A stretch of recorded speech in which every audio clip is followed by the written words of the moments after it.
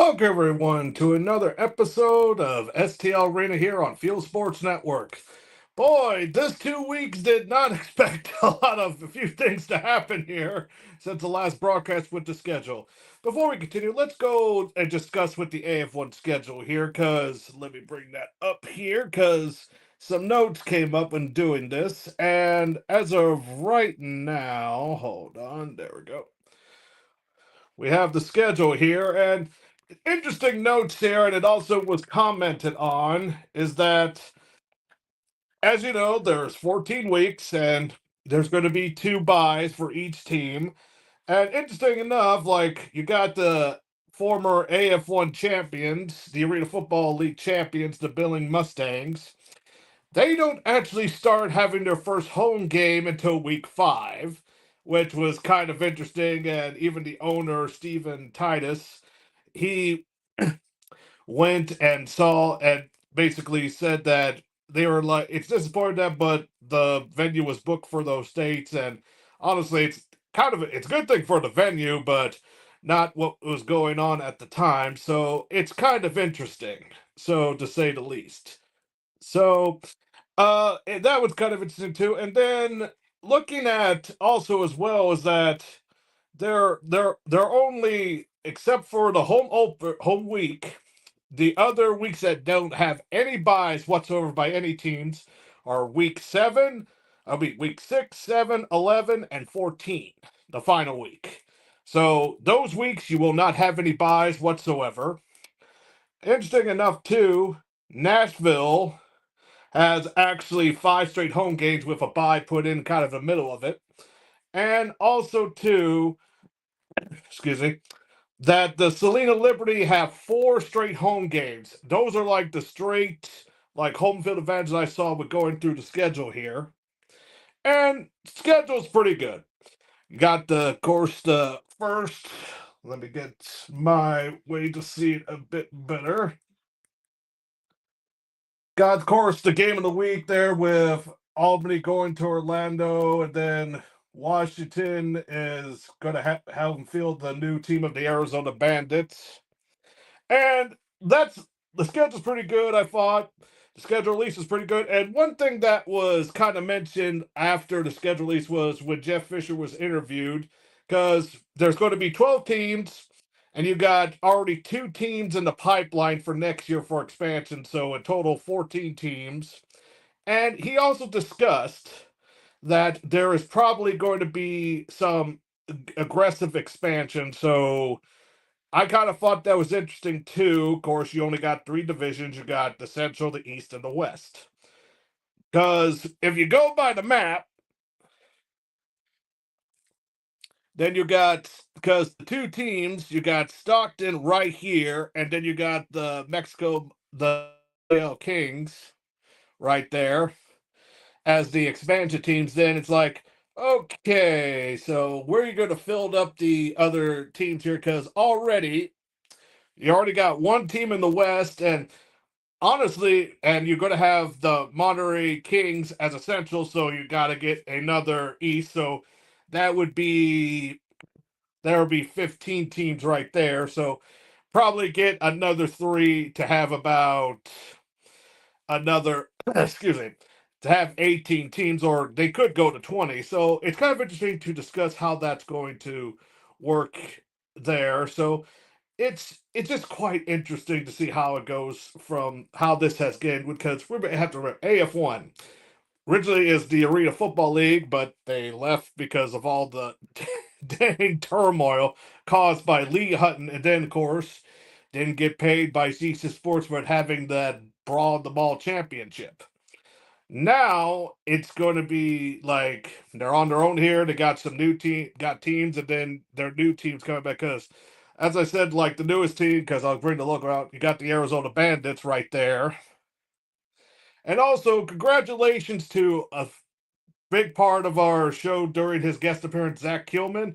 He has been hired as the head of media for the Arizona Bandits. So, congrats to him, and we'll probably have him on as well, because definitely going to see with the Arizona Mets, because they are a team that is very interesting to me, especially when it comes to free agent signs. So let's go through the free agent signs that happened ever since our last show. And boy, there are a lot. Because before last week, Arizona made a big splash to someone that us here in Field Sport know pretty well, Jeremiah Spicer, because of his story, a well veteran in arena leagues, and of course last year he was part of the Oregon Black Bears for the Arena Football League, so he became the first sign ever. Then Arizona just kept mostly because so far they're going heavy on defense, because then they signed defensive lineman Linnell Wiggins, defensive back Jason Armstrong, which I believe that guy person's nickname is, of course, the Boogeyman. But I have to make sure here because they have a few defense backs, and one of them is nicknamed the Boogeyman. So I'll make sure to double check that here in a moment. Defensive back Christian Maddox, defensive back Ahmed Butler, and then someone that I've known throughout the years covering alternate football leagues, defensive line Ulrich Jones from UAB, who actually had a chance to be part of the Battlehawks in 2020 in the XFL Revival #2. Then also defensive line Kyrie Campbell. So Arizona mostly has stacked with defense and only has one offensive signee so far. So it's going to be interesting what they do here, because right now it looks like they're just a defensive team, and that's their blueprint as of right now. Then you have Oregon continuing their signs with wide receiver Colin Anderson, offensive defensive line Malik Jones, wide receiver Jordan Pouncey, and wide receiver Nicholas Brussel. And going with the other teams here, because I'm going to leave one team for last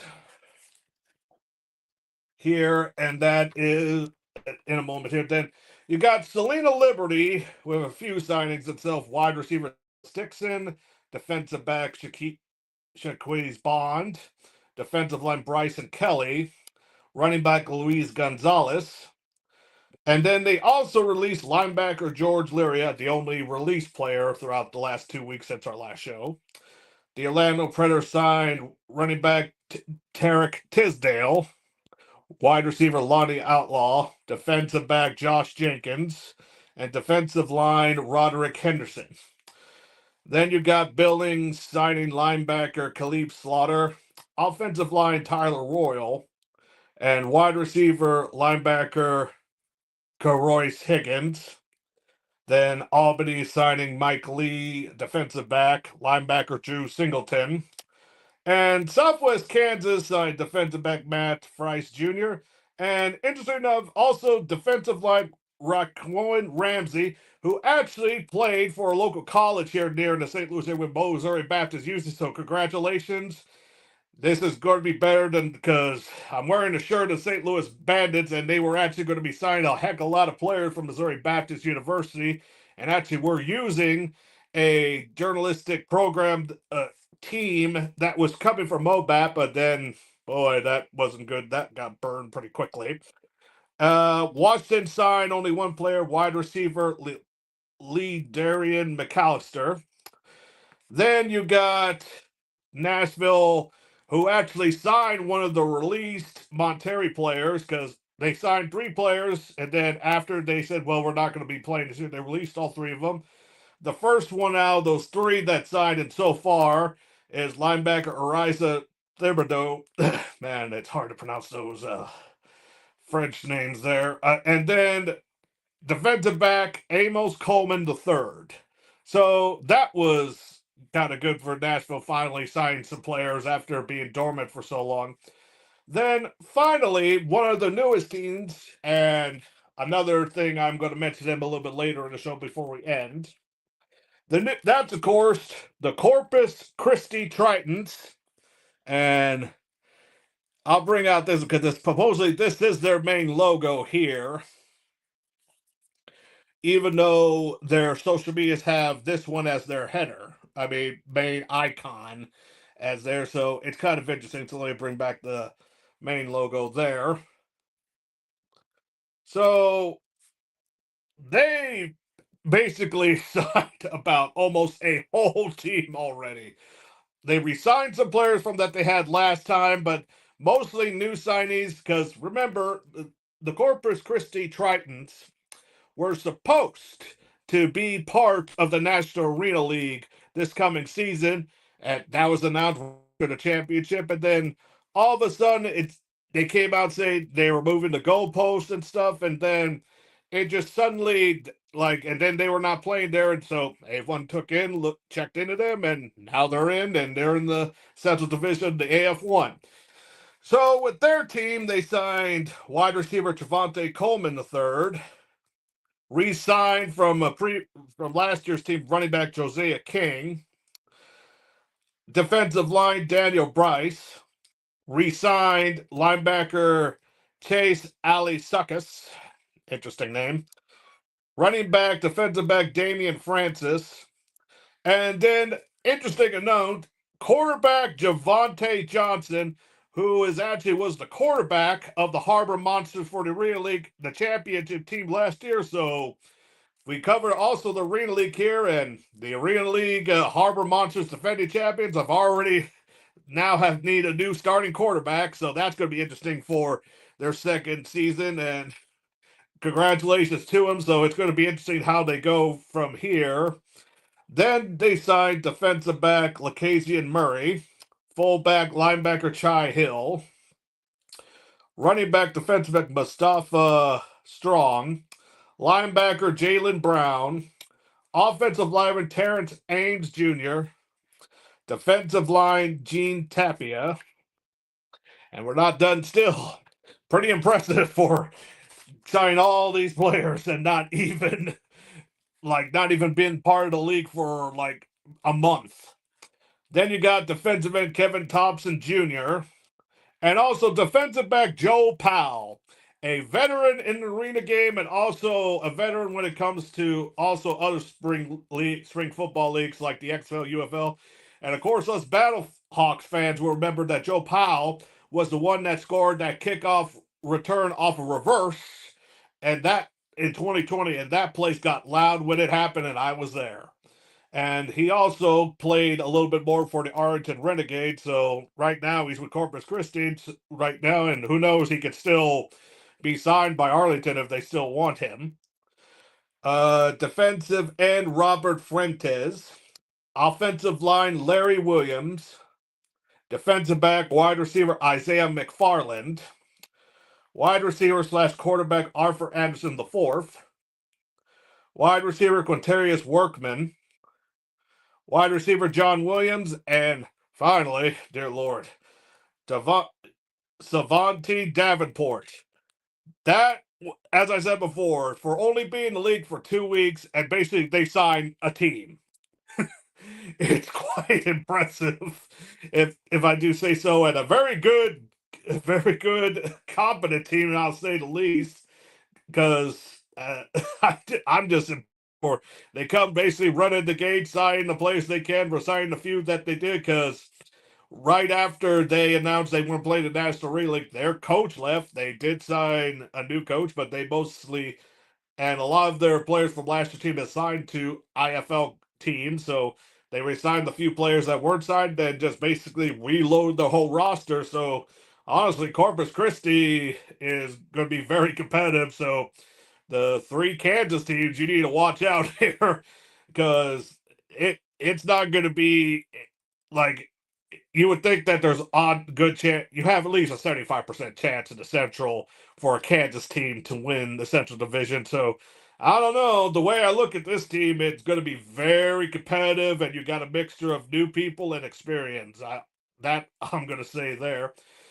Then, of course, right after the schedule, there was an announcement of the first ever head coach for the Wilkes-Barre team, and if it will, there we go, for the Wilkes-Barre team, and I'm actually interested in this team basically since, when I see this league here, I do recognize the teams that were there for Arena Football League, but the newer teams, even coming from other leagues and the expansion ones, of course, this one with the East, and they're going to have a rivalry, of course, not that far from Albany with the Firebirds, so it's going to be good to see how that rivalry goes there. So they announced their first ever head coach hire, and it reads as follows. The Wilkes-Barre Arena football team has made an exciting hire for their debut season in 2025.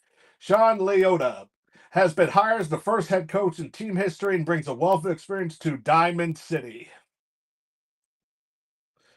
Coach Leota has a long history of success in the 50-yard game and at the high school level as well. He has worked for numerous schools in Pennsylvania and most recently at Borough High School for the past several years. Additionally, he was the instrumental as the director of coaching for fan-controlled football. That brings a lot of memories. For those that don't know, fan-controlled football was a league with that did involve the arena football game, but it had basically the fans chose like what players went to each team because each week it was like a different team would draft it and then they get to choose the plays and stuff. It was a very interesting concept, but unfortunately, after 2 years, it just went away. I liked the concept. It's just that it just didn't go through. It was a fun one, but maybe they'll come back because they did build an arena for that specific league, and now I don't know what it's being used for right now. Loyota's coaching career spanned NCAA, indoor football, high school, and beyond. His work as an offensive trainer also led him to writing the best-selling book on his up-tempo, no-huddle offense, No Huddle, No Mercy, like the title. I am excited for the opportunity to bring back championship level arena football back to Wilkes-Barre.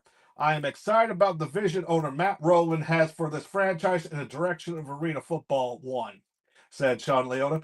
We will bring a high-flying, explosive offense that will light up the scoreboard each week, and we will continue to be committed to making a positive impact in the community. Throughout his career, Leota has emphasized that no-huddle offense, and his teams have seen a success as a result of that emphasis. Leota coached teams that have set multiple scoring records. During his tenure with the Erie Explosion, he compiled a 62-34 record that included 2 league championships as the Explosion moved across multiple leagues. Leota showed an ability to adapt, win, and succeed at every level. He is known for his up-tempo offense ability to elevate through his coaching. He has coached multiple players who have signed up with higher level leagues and gone on to successful careers. Leo's deep roots in Pennsylvania should excite Northeast Pennsylvania football fans. He understands what football means in NEPA and what arena football return to Wilkes-Barre means as well. This is an exciting time for football fans in Northeast Pennsylvania. Arena football is back in a big way, and I can't wait to see our fans pack the house each week, said Leota. Excuse me. Uh, this is this is exciting surrounding Leo joining the head coaching ranks in Arena Football 1 this season. Fans are excited, as so is AF1 Director of Football Operations Gary Compton.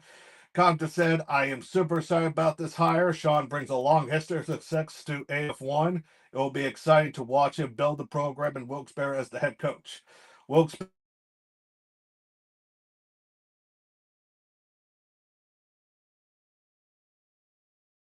wealth of experience and strategic mindset, the team is poised for a successful future, and fans can look forward to an exciting season ahead. With his decades of coaching experience and growing the 50-yard game, Sean Leota is a strong hire who will be looking to provide instant success for Wilkes-Barre in a tough East Division. Leota will go head-to-head with 3 teams that made the playoffs in the previous league in the East Division. That's, of course, the Albany Firebirds, the Orlando Predators, and and then, of course, you got the Nashville Cats. Uh, Looking ahead to the next few, Leo will begin signing players, rounding out his coaching staff for the 2025 AF1 season. There's a growing excitement in Wilkes-Barre and Northeast Pennsylvania for arena football season. Wilkes-Barre will open the season at home, hosting the Nashville Cats at the weekend of March 14th. Highlights: 64, 44, 50-yard game record, 2 Champions Indoor Football League championships. May Champions Indoor Football League rest in peace. Football fan control football director of coaching, and of course, first head coach of Wilkes-Barre AF1 history. So that's kind of a good thing, especially trying to market this area team. You got a local guy in the area, hire him as a head coach. He has experience. Get the people that are excited, especially for Wilkes-Barre getting a new arena football team. So that's actually quite good, and we'll see how it goes. Like, I am interested with the owner, since this owner mostly has a boxing promotion background, so see how that translates. And so far, I think it will be going pretty well here. Going to take a quick little break and going to discuss like news that happened just today here in the indoor football world. Be right back. Houston, we've triumphed. I've made it back to Earth with the cargo intact. The game-changing, time-sensitive... Houston, we've triumphed. I've made it back to Earth with the cargo intact. The game-changing, time-sensitive payload is none other than the revolutionary energy flavor we've all been waiting for.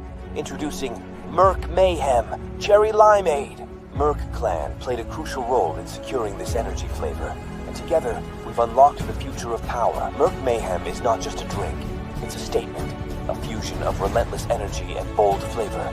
The secret is out. Merc Mayhem is set to redefine the energy landscape, leaving ordinary drinks in its cosmic dust. Get ready for a taste explosion that matches Merc Clan's unparalleled power. Join the revolution, and let's unleash Merc Mayhem upon the world. Astronaut M signing off.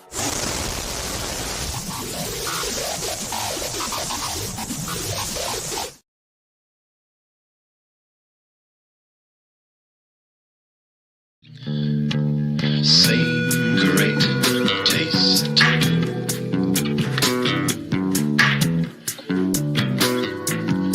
Yes, same great taste.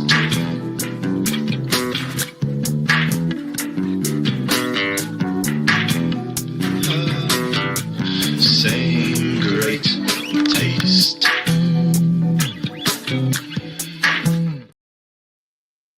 Welcome back.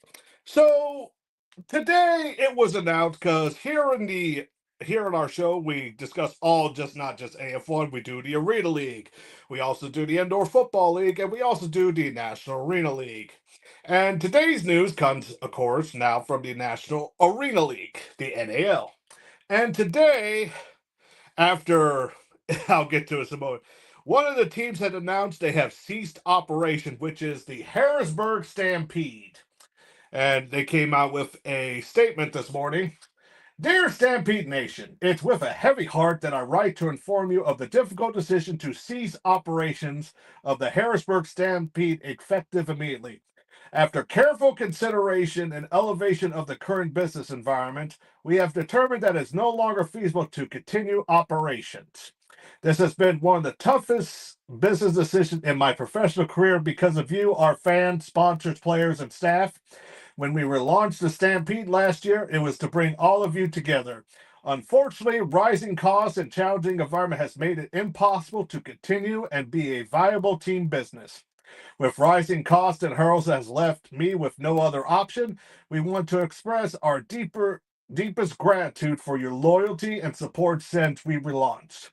Leading the Stampede has been an honor and a privilege. Our milestones we have achieved together within our community. We will still be moving forward with many partnerships. Even partnership is misspelled. For some reason, the A and P are in the wrong place. So good job, fact check. Good luck skimming through this. And community endeavors with my other business.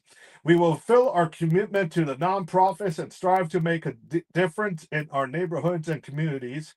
In the next 30 days, we will be refunding all ticket orders and sponsors who prepaid for the 2025 season. If you have any questions or need assistance during this transition, please do not hesitate to contact us at respectfully, Justin Coble, President Harrisburg Stampede. And then just a little bit later, the NAL came out with their statement here. Here we go. The National Arena League was notified this morning that the Harrisburg Stampede would cease operations effective immediately. Harrisburg's ownership cited a difficult economic climate that was not in the best interest of the team continuing operations. This decision was both surprising and unfortunate, said National League Commissioner Todd Wolkenhorst. This morning, we were notified of the Stampede's decision to end operations. While we never want to see a team come to an end, we understand that this is a tough business and this is the reality of the industry. We look forward to continuing moving forward to the 2025 season, which is scheduled to kick off in March. About every arena season is going to kick off in March this year, except, of course, the Arena League, which is a little bit more farther. With 10 teams fielding the most teams in league history, the league is working on a schedule adjustment and release an adjustment schedule as soon as possible. So, okay, we're back. So I kind of find this interesting because we have to remember, like I mentioned earlier in the show, Corpus Christi Tritons were originally supposed to be in the National Arena League. And they were basically, because they said that National League was moving the goalposts, even though they said they were in there. And then it seemed like, well, we're not playing for the season. And then the AF1 said, hey, well, let's check on you. And if you're good, we'll bring you in. Okay, we checked on you. You're in. It's very interesting that it doesn't seem that, because the National Arena League has already put out a schedule with these teams, with Harrisburg. So it's just very interesting that Harrisburg announces, and the schedule for this league was announced weeks ago, about a month ago, if I remember correctly. And now they're saying, hey, we can't do it anymore. So it's interesting, like, I just thought, because the National Arena League was like basically like delaying with Corpus Christi, but it seems like, have they checked their other teams' finances to see if they're ready to go for the 2025 season? To me, it's very, just very interesting. And I talked to some other people about it, and the one saying that I got a lot, and this is what they told me. Basically, it's classic NAL. So this is not surprising. Some people are surprised of being this particular franchise of Harrisburg and not another one. So hopefully they don't have another one, but it's just interesting that they were basically like pulling like these things with Corpus Christi, but yet didn't see this thing with Harrisburg coming or even check. So I don't know. It's just I hope for a successful season for them, because we already lost a couple of arena leagues last year. So because a lot of them merged with the National Arena League, and of course we all know with the American Football League, they're basically AF1, basically, but just the first 8 teams, and then adding some new ones. So I just find it interesting. It's like, boy, hopefully the NAL people might want to check the other team's finances to see if this doesn't happen again. Just this one guy's opinion.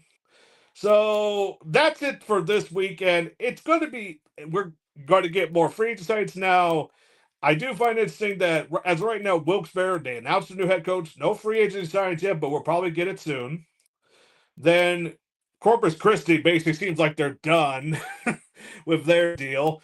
And the one thing before we go to mention about the whole thing with Harrisburg, because I looked at their website and they actually had tryouts 2 to 3 weeks ago.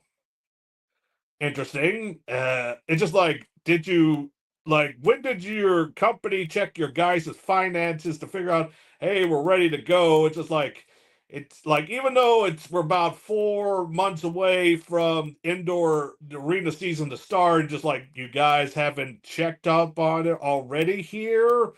That's kind of like interesting, like, because now they're not able to do it. But once again, that's this guy's opinion here. So that's it we have for this week of Arena STL here.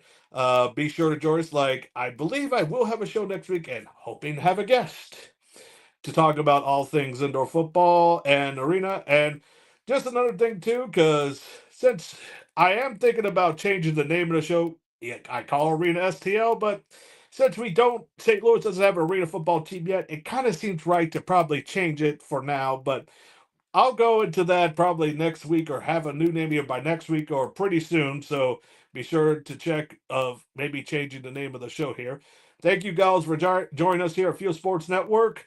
And also join our other shows coming too. I don't recall if there's usually Battlehawk Live here after this show's done at 8 o'clock. Be sure to catch in with A Train Show on few of the days of here this week and all the other shows we hear on Fuel Sports Network. Thank you for joining us here.